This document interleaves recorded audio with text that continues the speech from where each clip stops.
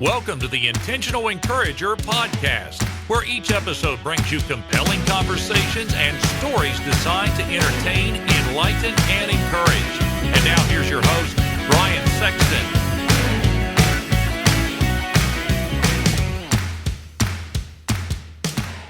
And welcome into the Intentional Encourager podcast. I'm your host, Brian Sexton. Thank you for joining us again today. I have a great treat for you. And again, veering into the world of politics is not unusual for the Intentional Encourager podcast, but we're going to tell a great story. And it's my honor to have the co-founder of the National Tea Party, former White House speechwriter and heritage policy analyst. You can find him on Twitter at Michael Johns, Johns, but you can find him right here, right now on the Intentional Encourager podcast. Michael, how you doing today? Hey, good, Brian. It's great to be with you. Thanks for having me. Great to have you. Michael, let's start here. Everybody has dealt with the COVID-19 pandemic in different ways. I know how we have dealt with it in West Virginia, a state of about 1.8 million people. You're in New Jersey yourself. Take me through the last 15, 16 months for you and your family, personally and professionally. How have you guys dealt with the pandemic, and what's a lesson that you've taken away from the pandemic that you've kind of either been reminded of or just maybe a new revelation that you hadn't thought of previously? I've been a good number of revelations. I mean, number one, which I think are aware of, but it's not receiving the intensity of attention or the magnitude of passion that I believe deserves, is that this did not just sort of land, out of the sky. It was released from Wuhan. And from the Wuhan Institute of Virology, I think increasingly is clear. That's certainly the conclusion of the former Director of National Intelligence. It's the conclusion of the growing specialists with whom I have most respect and my own engagement and intensively on this. So whether it was consciously released from there or accidentally released, probably is still undetermined, and hopefully we get a straight answer on that. But I have not really seen the focus that I think is necessary to demand answers from China's Communist Party and to explain this correctly to the American people. So there's a specific type of vaccine research known as gain of function, as you probably know. It's also very similar to the sort of clinical research that's attached with the biological weapons program, where you are enhancing the virus's evolution in ways that exceed what it would do in a natural evolutionary way. Yeah. Meaning it spreads more quickly and it proves more clinically damaging and deadly. This was the research that they've been involved in incredibly so that's issue one. All right. And then so this gets released. We're aware that clearly by January 3, probably by the end of December of 19, Trump tries to get the CDC into Wuhan, get no cooperation. This is from a regime that has been preaching to the world that, we're kind of the solution to global cooperation and less of every nation out for themselves. I mean, they're completely contradicting everything. They disappeared the lab samples, which would have been immensely helpful for expediting vaccination research and understanding the human-to-human transmission. They disappeared physicians and video journalists who tried to warn the West about the magnitude of the pandemic that they thought that represented. Many of those people have still not been heard, which is a common occurrence in communist China. They scooped up a lot of the PPE around the world that made it more difficult to deal with this. And then importantly, they lied, really, for a considerable period of time, all the way up to January 14th, when they're telling the World Health Organization that there's no evidence of human-to-human transmission, when there's nothing but evidence of human-to-human transmission. Michael, let me jump in here, because you're really hitting on a good point. It's not like China and the ways that they, in air quotes, do business. It's not like those things were foreign to people. The Chinese government had always had a pattern of this, and presidents had dealt with it long before Donald Trump was the president. Presidents had dealt with the kind of the iron fist regime that the Chinese ruled with, all the way back, even historically back to Richard Nixon, when Nixon first went there in 1972, the year I was born. And we've always known how the Chinese government has acted and reacted. So it shouldn't have been a surprise to anybody that the CDC couldn't get in there and the lab samples weren't available. But then, and go ahead. Let the World Health Organization in either, of course. And so this is the other obvious hypocrisy and contradiction in their messaging, is that because they penetrated and controlled so many of these multinational institutions, including the UN Human Rights Council is a good example. It's one of the reasons Trump got us out of that. The World Health Organization, completely controlled, where they elevated this Ethiopian who was not even a medical doctor to run it, who basically just parroted whatever China told them throughout most of this, and still continues to do that to this day. And then you kind of go through, and the fact that they actively, I can say this for a fact, were engaged in a global disinformation campaign to try to see if they could tag this on us. They tried to. Michael, I got to ask you. This is this is coming top of mind, because I would suspect that a lot of people would feel this way. Do you believe? Because I believe it to be this is just my opinion. I believe that everything that the Chinese did around the timing of this was in direct retaliation for what President Trump had done, as far as some of the things, and saying, listen, our trade deals with China are bad. They're upside down. They're not in America's advantage anymore. And we can't continue to do this. And when President Trump took office, the America First philosophy that he incorporated was directly flying in the face of how China had always done with us from a trade standpoint. It was always lopsided. We were taking in more than we sent over there. Do you feel like that was a retaliatory move? Because I kind of tend to feel like it was a retaliatory move. I'm gonna try to really keep this to what I know definitively. But let me just say, it was the first thought that crossed my mind, not the last thought. The first mind was, oh, how convenient. December 19, Trump's into 3 years, despite the impeachment effort and the Russia collusion lie, media that were completely unforgivingly hostile to him, with incredible metrics and numbers to take to the American people for his reelection campaign.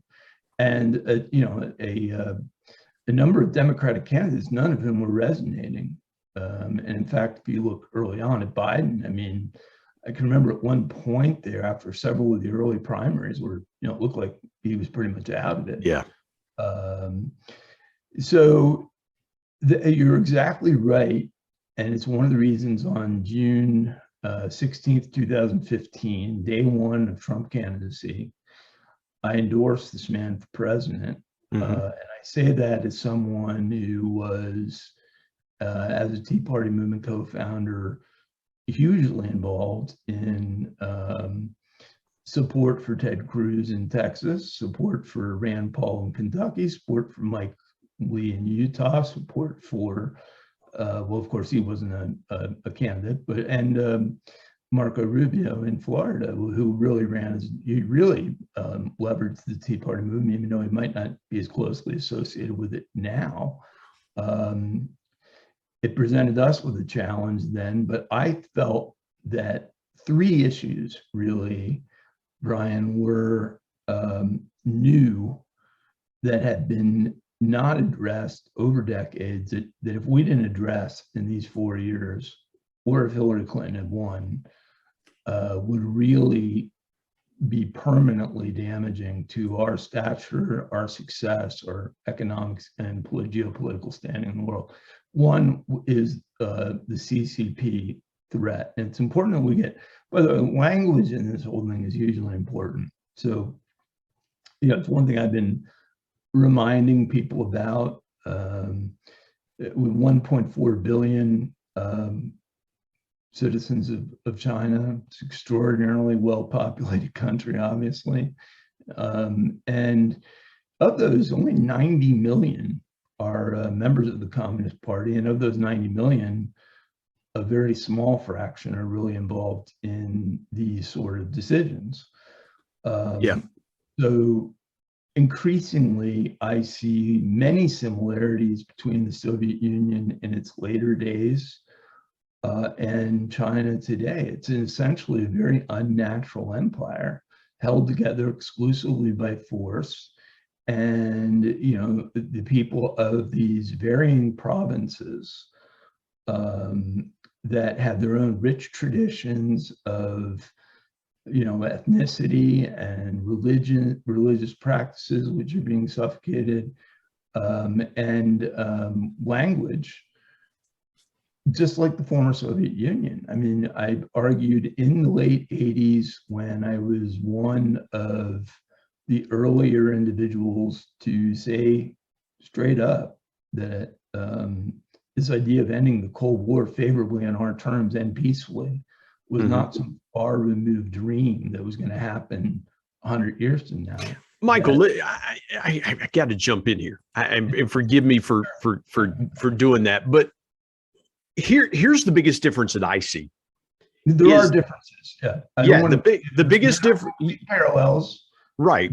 It has a much more sophisticated look, but let's talk about the origins of China's Communist Party, also not well known. Go there, and I'll share with you where I was going to go with jumping in there with the differences between, because I think you made a really good point about the Cold War that we had with the Soviet Union for a lot of years, and then this war, because one was political, the other was economic, because again, the Soviet Union really was not producing the quantity of goods that the world was consuming like China was producing it, and the labor standards and things like that. Well, go ahead. Give you first-person observations on that. I grew up, I've started to tell this story probably pretty repetitiously, but I grew up, in the Rust Belt in the Lehigh Valley area of Pennsylvania in the early 80s, and watched Bethlehem Steel's closure and the impact on some of the higher end manufacturing base that comprised the best jobs in that region and in many of the other Rust Belt states.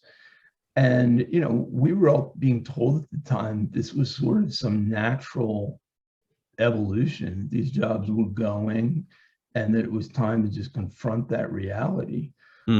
Just as recently as a few weeks ago, Biden sent his labor secretary into an adjacent town to Allentown, where I was born, Bethlehem, and I kind of just took the liberty of looking up, how's the steel industry done since we basically surrendered it in the 80s? And, it's like a tripling or a quintupling of its total global market cap. This industry is bigger than ever.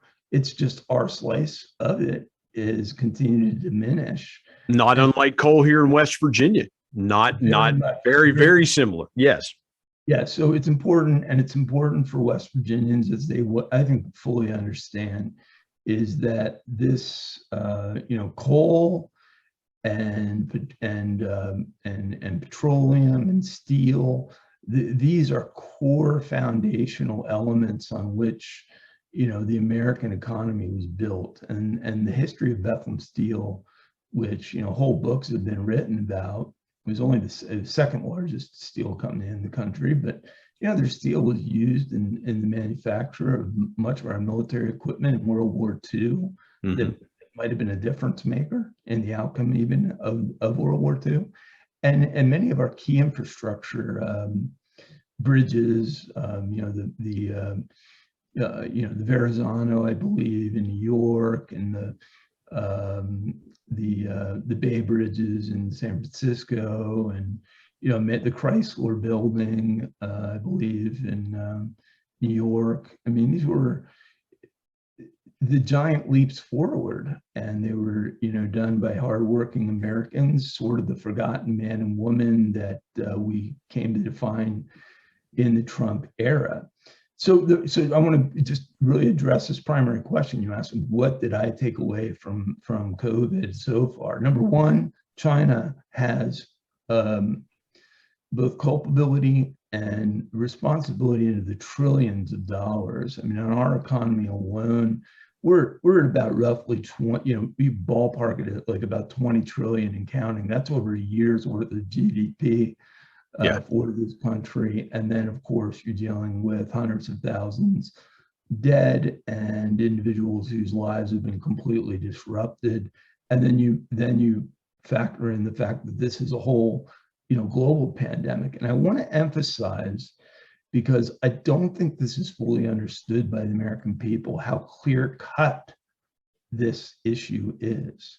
So one of the first decisions China's Communist Party needed to make after it was clear that this pandemic was hitting Wuhan in a big way with very significant number of cases. Satellite imaging shows people literally falling down on the street. Satellite imaging shows these hospitals filling up. Our intel, on which our DNI issued a good Fox News op-ed about a week ago, says it's almost inconceivable it would have come from anywhere else. I mean, the operating thesis originally, we were told, this idea of a wet lab, or just to explain what that would be involved with that, would be, taking these bats basically from down, by the Way Ocean and Vietnamese border, almost 1,000 miles away from Wuhan, transporting them, having no incidents basically arise between over this 1,000-mile ground-based transportation. It's probably a couple-day drive, and then just, oh, by the way, they happen to arise with employees at the Wuhan Institute of Virology, and then within like residents of a couple miles, within the parameters of the institute. So that's the first conclusion, is that the initial story that we were not just told was true, but when you look at the magnitude of media censorship, they almost wouldn't consider any other alternative. I think if you had well, it was designed. The reason that a lot of media outlets wouldn't consider any other reason was it was negative publicity against the president. And when you're in an election year and you're looking for anything that you can pin something to him on, that was the perfect storm. So in my opinion, I've dealt with it. I've worked with the White House press corps. I still do work, and interact with the White House press corps. I mean, these are, even though they are people of very different ideological stripe than what I came up with, even though they're the way that the experiences that they've had to date are also very different, which has contributed to the ideology. And there's so much groupthink, I think, is a big factor. Can we go there for just a second? Just be clear. I mean, they're intelligent people, and they should be, in any sort of ideal world, bound to a sense of professional obligation to get to the truth. Mm-hmm. And there have been examples, I pointed this out over the last few months, where some of the mainstream media outlets have sometimes been on the receiving end of our wrath, have actually uncovered major stories that we may not have otherwise. So this idea that, hey, conservative media has got it all covered is wrong. Well, but Michael, I want to jump in there again. I love what you're saying. To me, I have seen in the last several years this rush to the story, this rush to be first with information, because this was an outrageous proposition really from the beginning. Okay, yeah, go there for just a second. You were going to float it as a definitive explanation, which it really was. I mean, it was like, well, maybe there's a small possibility of some other scenario, but like all roads lead to the wet lab. No roads led to the wet lab. Every road led to the gain of function level 4 research lab. So nobody was going to be first to get to it. Everybody was going to get to the same conclusion. There was not going to be this, oh, look what I found. Look what I'm going to break this story. From what I'm hearing you describe, anyone could have broken the story because all roads led to the same place, right? Well, there had to be both the inspiration to want to do it, and then there had to be the ability to do it. So, you look, and then that sort of gets to point 2, is that the institutions that we would historically rely on to handle this objectively and effectively turned out, which we should have known earlier, to be completely compromised by CCP infiltration and the story of conflicting financial interests is one of the biggest issues. And I would cite this Peter Daszak, not a well-known name probably to many Americans, but he's sort of been the intermediary between Fauci, the NIH, and our funding of this lab. Had to recuse himself now because he was the only American invited through the WHO to participate, even at this late date, of an inspection of that lab. And I watched his interview on 60 Minutes. Really one of the great disservices I think I've ever seen with Leslie Stahl in American journalism. And you almost got to take a look at it, where Leslie Stahl says to Daszak, so raises the obvious question, which I just raised, which I would suggest is the first question: how wouldn't it make sense if this virus predominantly is emerging in Wuhan, that this high level research lab is a logical place to look? Yeah. Oh no, we've discounted that. And Leslie Stahl's like, well, on what basis have you discounted it?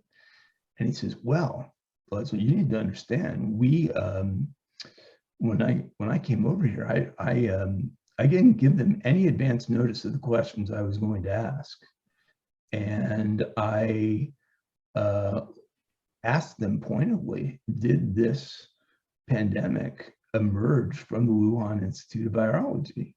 And they told me no. I'm like, okay. This is a communist regime that is now maybe dealing with an extraordinary set of ramifications if we can establish that they should be held accountable, which I believe they need to be, including, by the way, internal instability and even threats to Xi Jinping's. So it was almost, Michael, it was almost like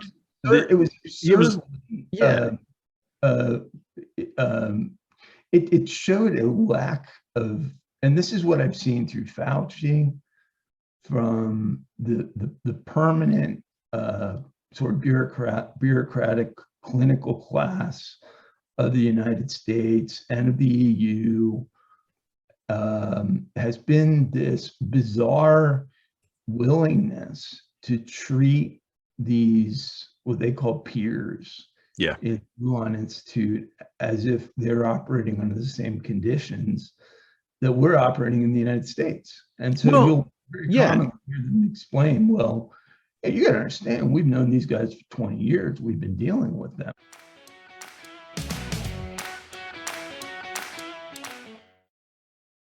Hey everybody, Brian Sexton here. I want to tell you about our sponsor, SEO National. SEO stands for Search Engine Optimization. Now, what's that, you might say? Well, search engine optimization helps you show up higher on search engines in front of paying customers for words that you as a business owner can monetize. What a great concept. SEO National is owned by my good buddy Damon Burton, who's been a guest here on the Intentional Encourager podcast. Not only has Damon and his team worked with businesses of all sizes, from e-commerce startups to NBA teams and Shark Tank featured businesses, but more importantly, Damon and his team are about transparency, trust, and providing lifetime value. So much so that he still has his first customers after opening SEO National 14 years ago. Let me give you some intentional encouragement and call Damon and his team today at 855-736-6285 or go to www.seonational.com and get a free quote.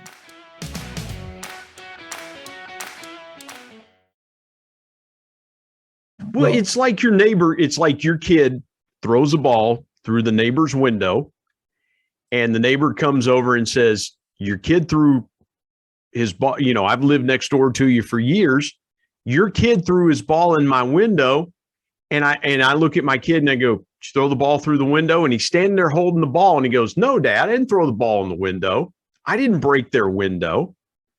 And I look at my neighbor and goes, well, yeah, my kid said he didn't break your window. So it's good enough for me. When Leslie Stahl asked him that, and he said, no, he said, they told me no, it didn't come from Wuhan. It was almost like he said, well, they told me no, so that was good enough for me. And to your point, we know how these people are. We know how the Chinese government operates.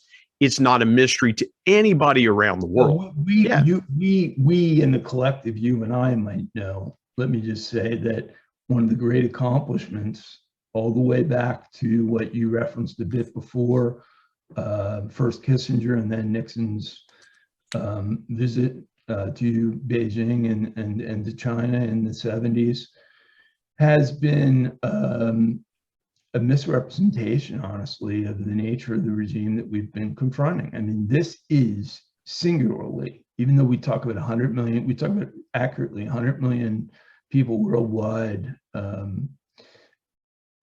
being killed or dying from communism.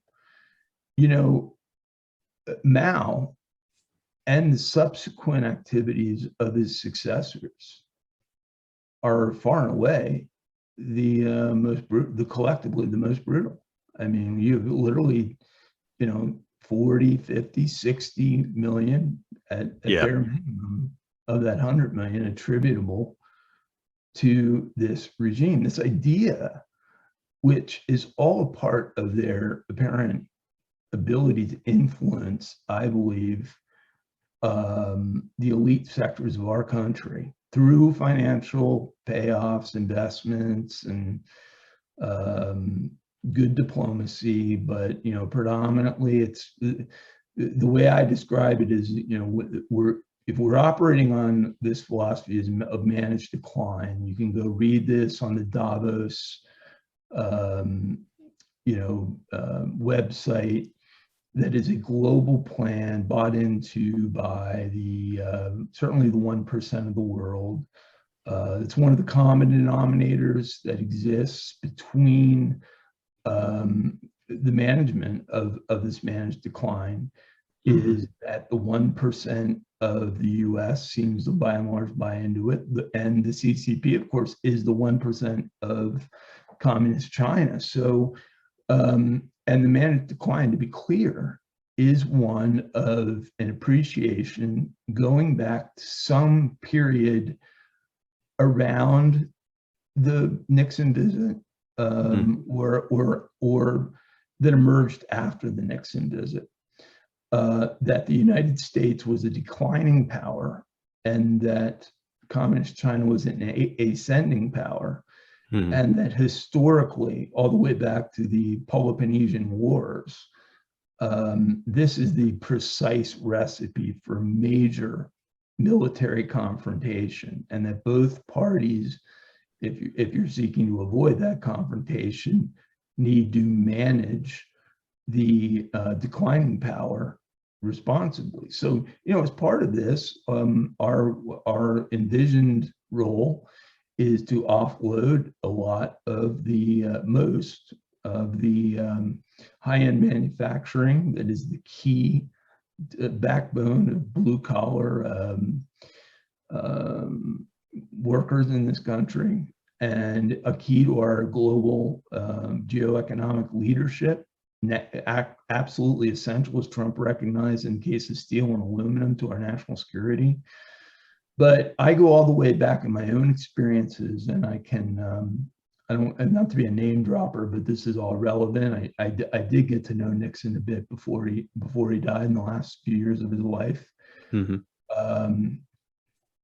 And the Kissinger school of thought has been predominant in foreign policy where I began. I recall very well, as I've thought about this since the pandemic, about a conversation I had probably in the early 90s at the National Endowment for Democracy with a guy named Winston Ward, who was one of our ambassadors to China and had held senior state posts in Asian affairs. And I pointedly asked him at this point, and I probably wasn't even 30 years old then, so I had this ability to ask questions that had the appearance of naivete, but I sort of knew the answer. I'm like, why in the world are we putting up with these completely outrageous, illegal, and unfair trade agreements that are increasing our trade deficit and are enriching a communist power? Question mark. Well, Michael, you need to understand that the growth of China, its economic growth, is in our interests. As China becomes wealthier, and they're now the second largest economy in the world, we've gone through the largest transfer of wealth in the history of man. Ponder that. Since about 1980 in the present tense. No time in the history of man between any two countries has so much wealth been transferred. And it's been consciously done. This is not a product of, gee, China just doing some things better than we're doing it. It's been part of our design as well.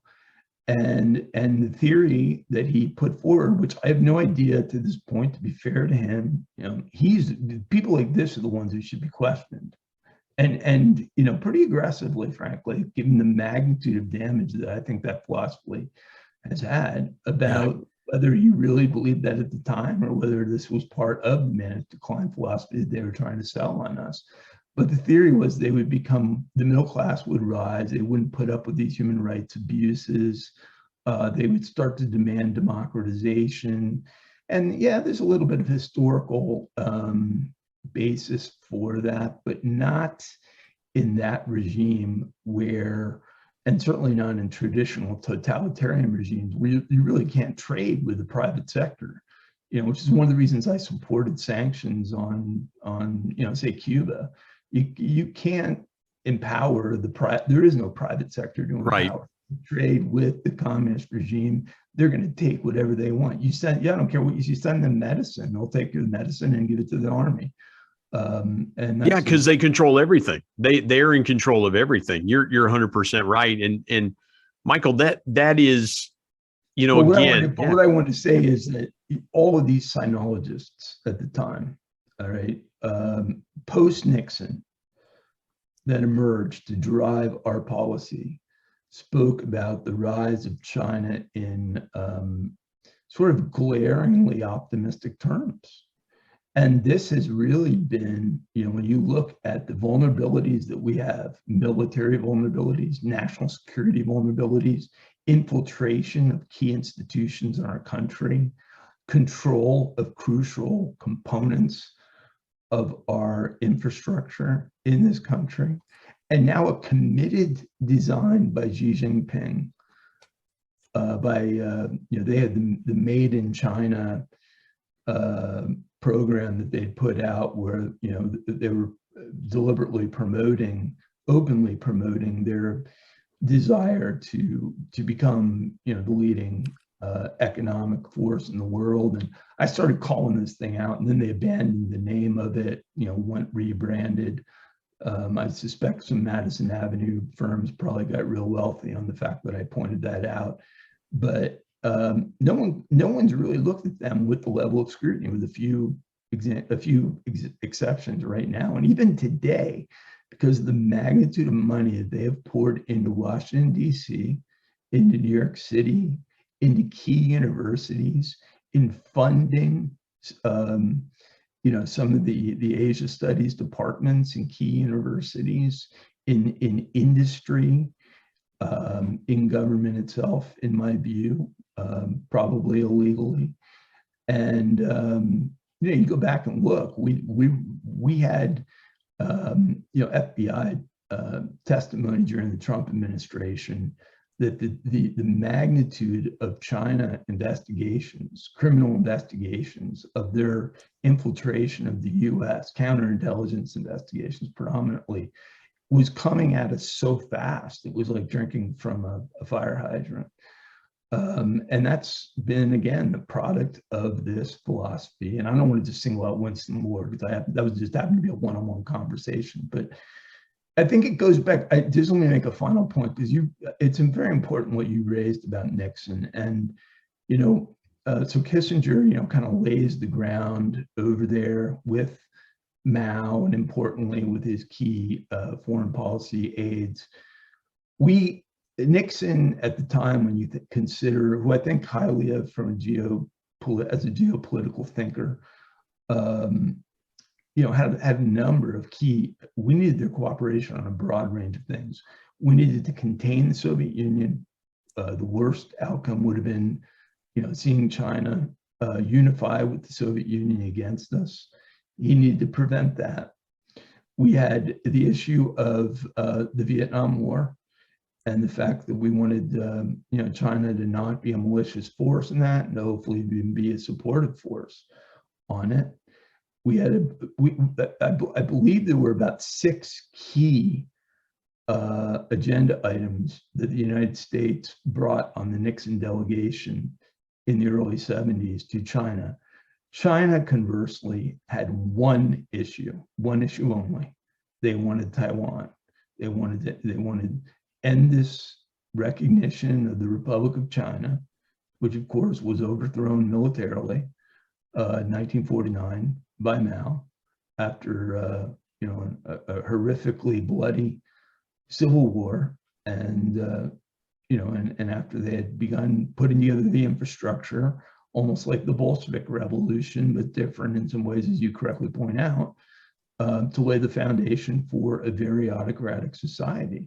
They wanted recognition of the People's Republic of China in Beijing as, the legitimate China, and for us to end the historical relationship that we have with the Republic of China. And now, summer of 2021, and talking with a lot of individuals regarding very legitimate concerns that after the success and ease with which the CCP just broke this 50-year agreement with Hong Kong, halfway into it, right? The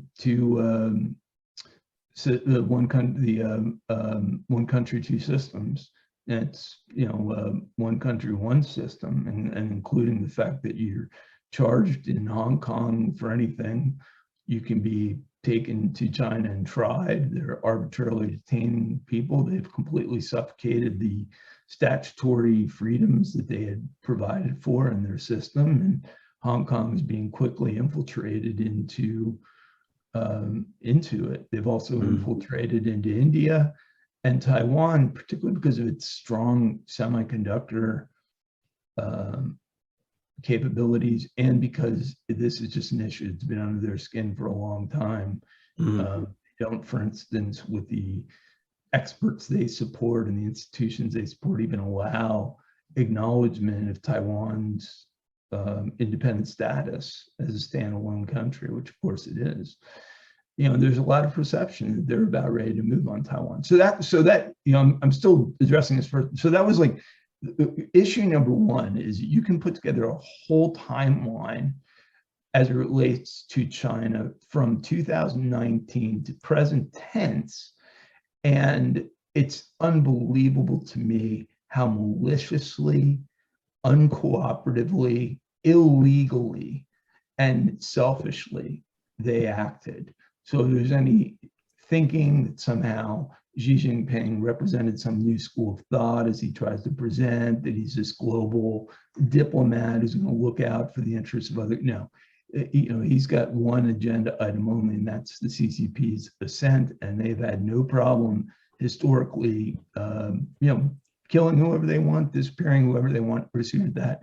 Important footnote to that, which I know you must be aware of, in the final weeks of the Trump administration, Mike Pompeo, to his credit, and Trump put the label that should have been put on them, frankly, years ago, of being an official genocidal regime with the treatment of the Uyghurs in Xinjiang province, where an estimated 2 million ballpark, numbers as high as 3 million, you can see in some cases, are being held in concentration camps.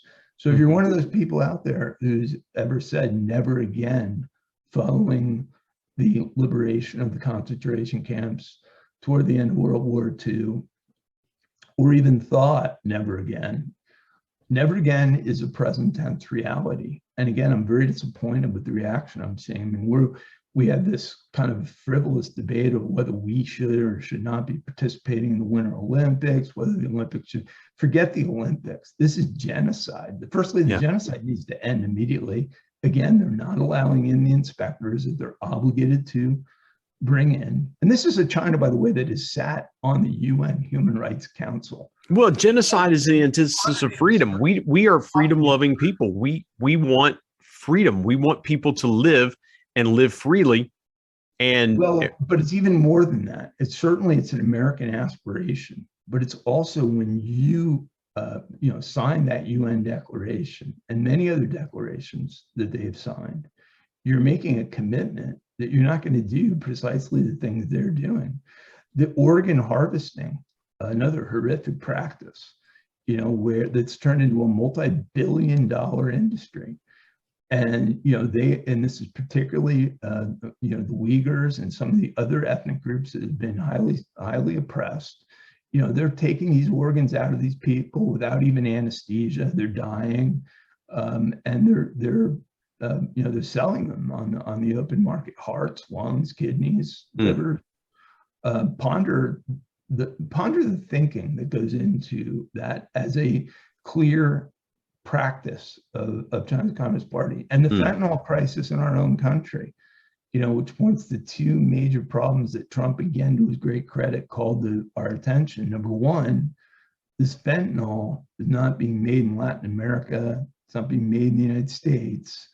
It's being made 90% plus in China. And, it's as far as, it's a manufactured drug, about 100 times at least more potent than heroin. So it's very deadly.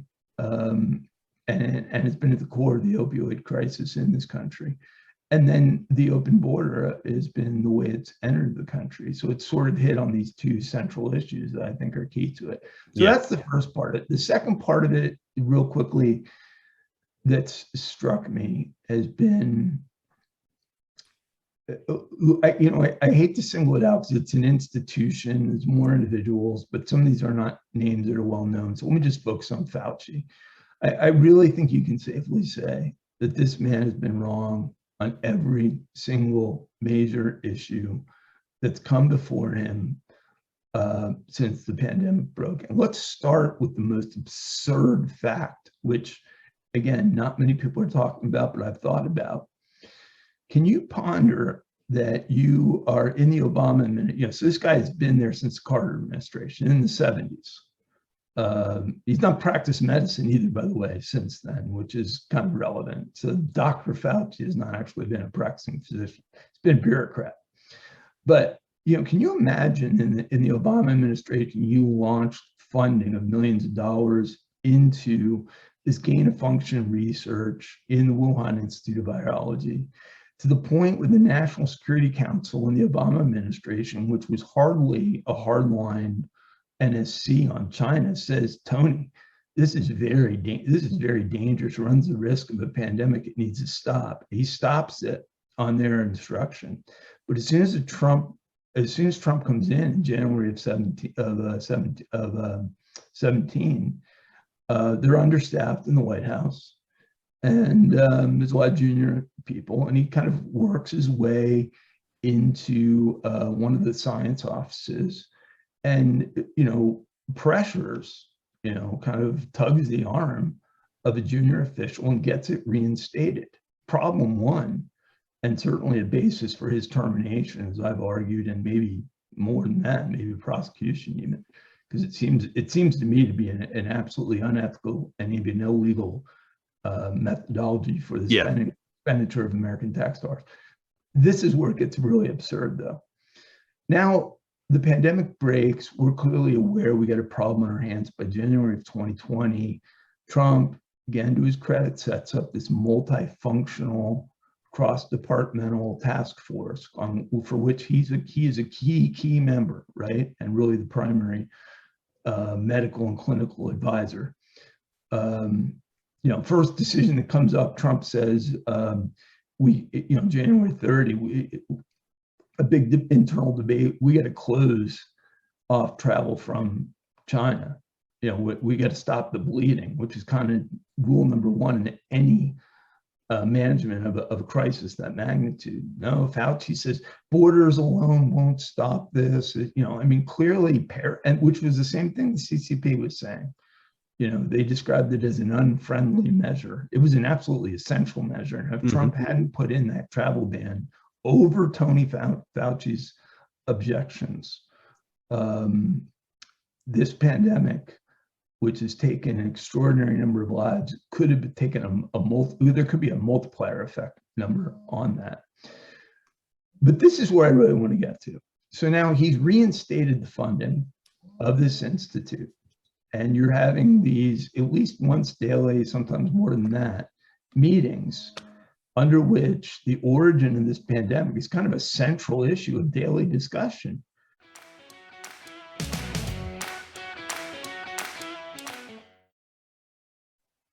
Hey everybody, Brian Sexton. Want to tell you about my new book, People Buy From People, 10 Powerful People Lessons from the Ultimate People Person. My dad.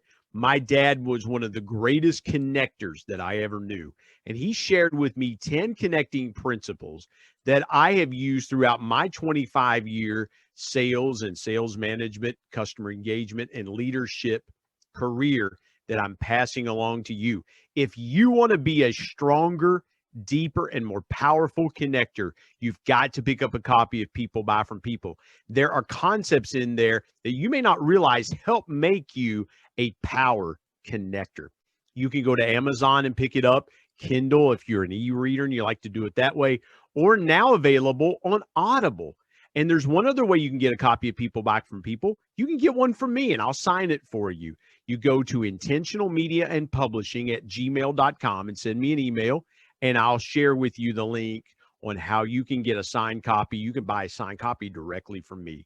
Again, People Buy From People. If you want to connect like never before, pick up your copy today of People Buy From People. And now let's get back to more great conversation here on the Intentional Encourager podcast.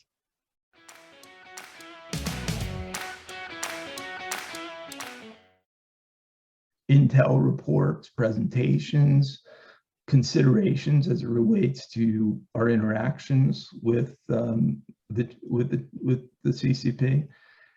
At no point, pointedly, at no point does he ever bring up the fact that his department in NIH, his allergy and infectious disease area that he's run, had been funding through Peter Zasik, running this New York City firm, millions of dollars to fund this research. I mean, can you imagine just the absolute selfishness, defensiveness, and irresponsibility of not saying, hey, by the way, now that we're talking about the Wuhan Institute of Virology, I should tell you, we've been putting millions of dollars into this research with this long history of clinical cooperation.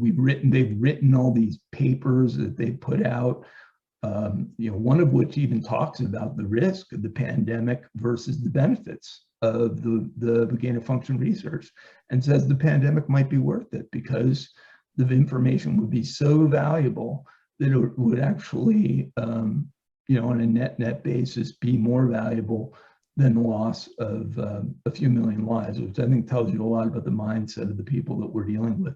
To me, that is an absolute outrage. And incredibly, to this day, August 2021, no one stopped the funding into the Wuhan Institute of Virology. Yeah. This goes on. Fauci's not been held in any way accountable within the administration for clearly circumventing the way federal monies are to be allocated for this. There's a very definitive process that is supposed to be followed. And then the most absurd thing is that there you are, a key member of maybe one of the most important working groups in modern governmental history, coming up with policy recommendations. You don't tell the President of the United States, you don't tell any of the key members of that working group as part of this discussion that it's probably important for them to know that we have been participating in funding the very research that almost certainly was the birth of this pandemic. So to me, answering your first question, that's the other thing that I find outrageous. And I have called for Fauci's termination. And I believe he needs to be under oath on these questions and these questions alone right now. The questions are it's just outrageous the way he's been treated with deference. We've got to get, we just rattle a few things off more often. I mean, he was wrong on the therapeutics, right? I mean, all the clinical documentation now suggests, oh no, actually there were therapeutics that were very functional and workable. You can remember when Trump said, hey, we're going to get this vaccine developed within a year. He scoffed at that, said there's no way this is going to be developed. There's got to be better answers. Yeah, you're 100% right about that is there's got to be better answers. And then there's maliciousness. And this is my point. And I increasingly am of the belief that this is maliciousness. This is selfishness and maliciousness of an individual who's got his own agenda, who has his own patents, who's got his own financial stake, and has been involved in some very secretive and indefensible positions. I mean, what percentage of the American people, if you'd gone to them in January of 2017 when Trump came in, on an agenda of basically starting to isolate China and diminish our reliance on them, would say, yeah, let's launch this hugely dangerous gain of function research and pay for it out of taxpayer dollars, and do it secretly with essentially no congressional. Well, Michael, most people would have said that Trump was doing the right thing because, let's break it down very simply. If we do business with one another, I'm always giving, and I'm losing money, you're profiting. People would say, well, how long are you going to continue to do business with that person when everything is slanted in their direction? They get every business advantage. And all Trump was saying was, this is not good business to be upside down year over year over year over year, decade over decade. It's not good business to continue to be upside down.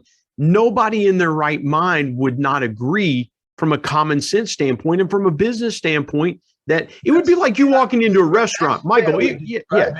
With a government that was neutral or even friendly to the United States, that it's not helpful and it's dangerous. We're talking about a regime that has a definitive, active, ongoing, day-to-day strategic plan to displant the United States, to cause chaos and disruption within this country that facilitates their global ascent, and has done some of the most horrific and egregious acts toward us. I think just about their cyber theft. I mean, they broke in and stole the presidential personnel records, including my own, by the way, on thousands of security cleared federal employees back in the 90s. We've almost forgotten about that. Never held them accountable. Never really scolded them over it. And then, of course, more recently, this Equifax thing, where they broke in millions of Americans' credit records in their place. Yeah. And then their infiltration and the magnitude of espionage that they have been able to conduct. And it's important to recognize, just a final point on this, that the CCP has a provision that requires basically all individuals, all private sector entities, small businesses, medium-sized businesses, big businesses, athletic teams, scholarship, groups, doesn't matter what it is. If they charge you with a mission of doing something, you're required to do it. So this is apples and oranges as it relates to the United States. We have no such system like that here. And whether a guy like Tony Fauci or Gasick don't understand communism and how it functions in the real world, which is possible, or whether they do and are just misleading in the guidance they're providing, it's one or the other, and that's what's led, I think, to an extraordinary number of bad ideas. Yeah, I think Trump handled just final points. I think Trump handled it well. I think there's, the vaccine. Let's just look at the domestic component. I suspect that was part of your question. We're now about, you get schools starting to reopen now, particularly like in the South, and to be sending these kids, and I'm talking specifically about like kindergartners, first graders, second graders, who have probably about a 99.999% survival rate if they're infected with COVID, in there with mandatory vaccinations that have not even been approved by the FDA, are experimental, are really, in the eyes of some clinicians, more gene therapy than they are vaccines, and the long-term risks of which couldn't possibly be known because we haven't been on the market long enough. I mean, what are the long-term risks of the various vaccines that are available? I really think, quite honestly, anyone who says definitively that they know the answer to that is speculating. Of course, there's a public interest in seeing vaccination and getting to the herd immunity numbers. And, that's part of what's driving what I think is a completely counterproductive situation. And then there's been just an absolute politicization and an overreaction of closure of economies and of schools in certain areas of the country that have proven so incredibly detrimental, to the point where you read media in any one of these niches regarding the future of education, the future of business. The operating thesis is that we'll never be the same, that business is going to forever change in fundamental ways, particularly in growing remote workforce. And the education itself is susceptible to some profound changes. It's been an incredibly destructive development, and that would be bad if it were, a hurricane or a tornado and it was just Mother Nature. But this has a force in a genocidal regime that has distinct responsibility for it. It's our kids' generation. It's our kids' 9/11. From our generation, the way I look at it is the defining moment of my life historically was September 11th. And I believe, look, I don't want to diminish 9/11. No. I don't want to diminish 9/11 either. I'm going to go a little further than you went. I mean, I worked for Governor Kane, who went on to chair the 9/11 Commission, and I spent a considerable amount of time, related to, Al-Qaeda and terrorism in Afghanistan particularly. And, obviously lose, 3,000 lives because terrorists Yes. soil. And then to have these, at least two, maybe more prolonged wars, which still haven't ended as of this day, that have cost thousands of more lives. I mean, that lot 60 at Arlington Cemetery is sacred ground, in my view, for some of the great Americans of our time. What a tragedy. And now to see even Afghanistan, with the Taliban back on the move, it's nauseating to me.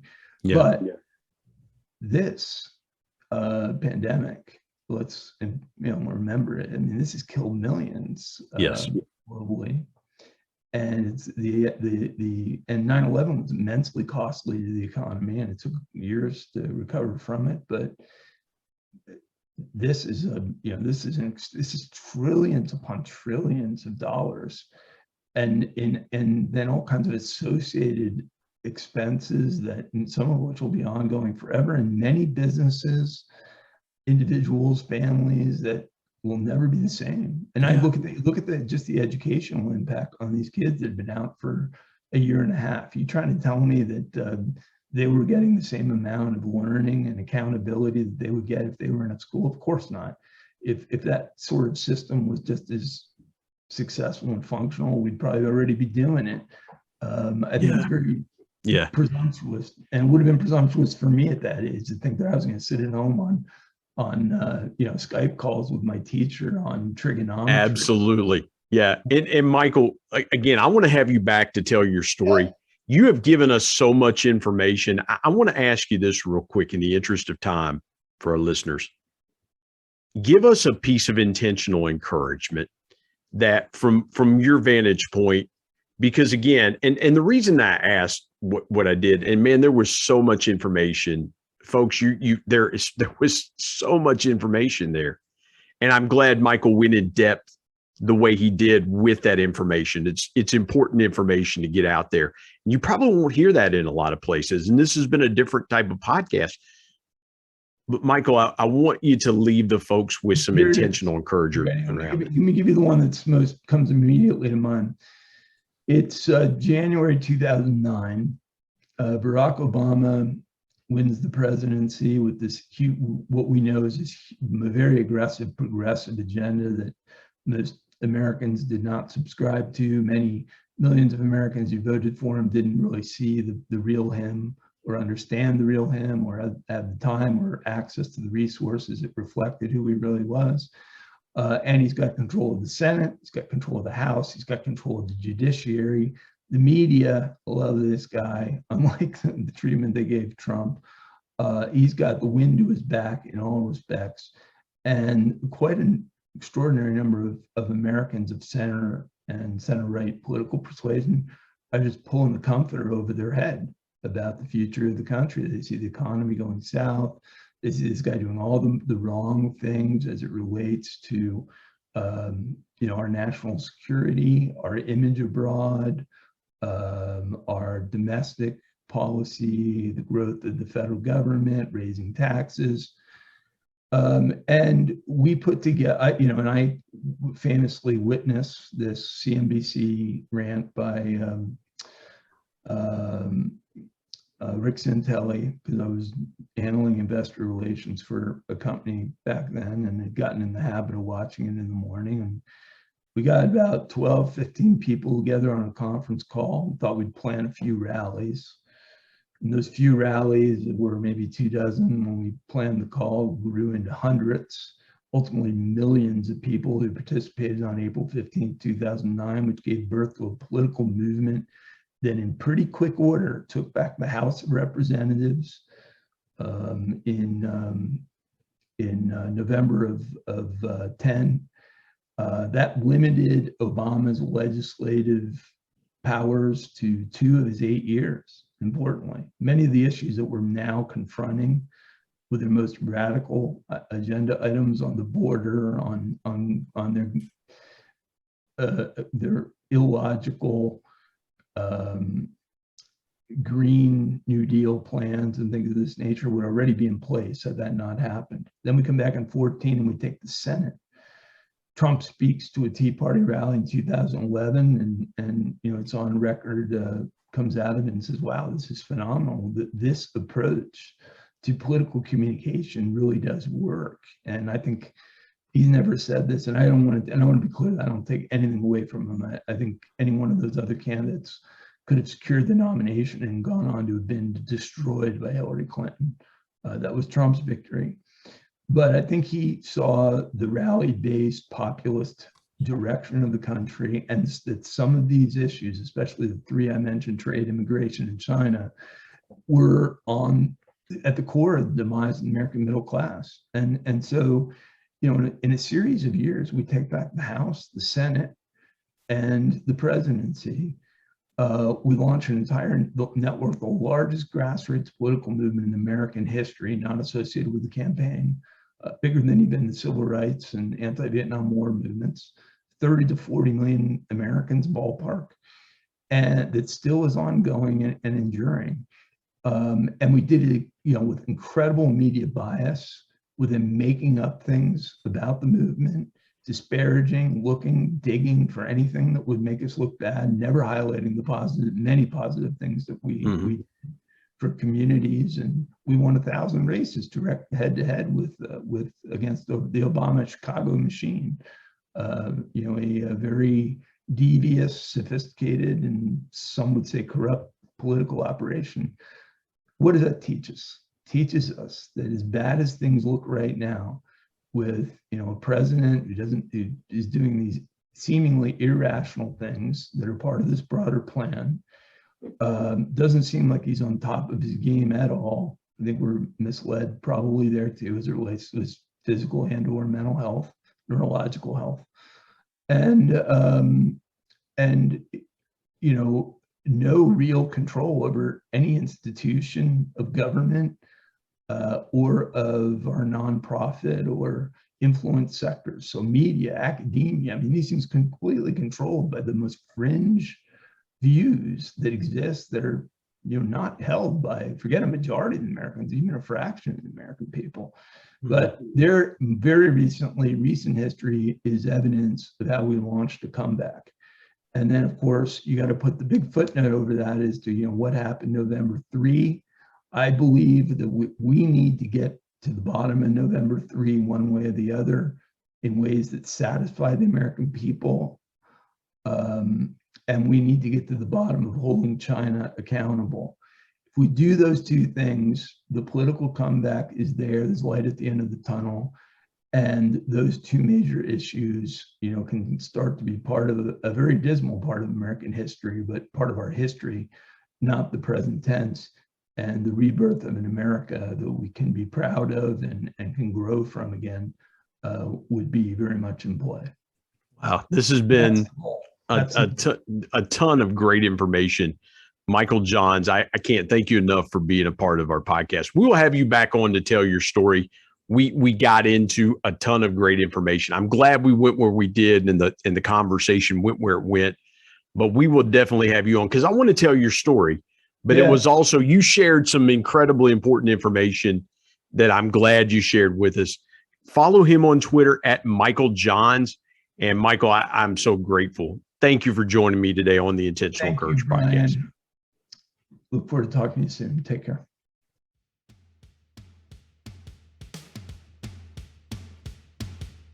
My thanks as always to producer Bryce Sexton and technical advisor Matt Means. And of course, the ultimate thanks goes to the Lord Jesus Christ, who provides intentional encouragement every day through his word. If you're not subscribed to the Intentional Encourager podcast, hit the subscribe button wherever you get podcasts so you don't miss an exciting episode where you can get encouraged and stay encouraged. And remember, anyone, anywhere, at any time, any place can be an intentional encourager.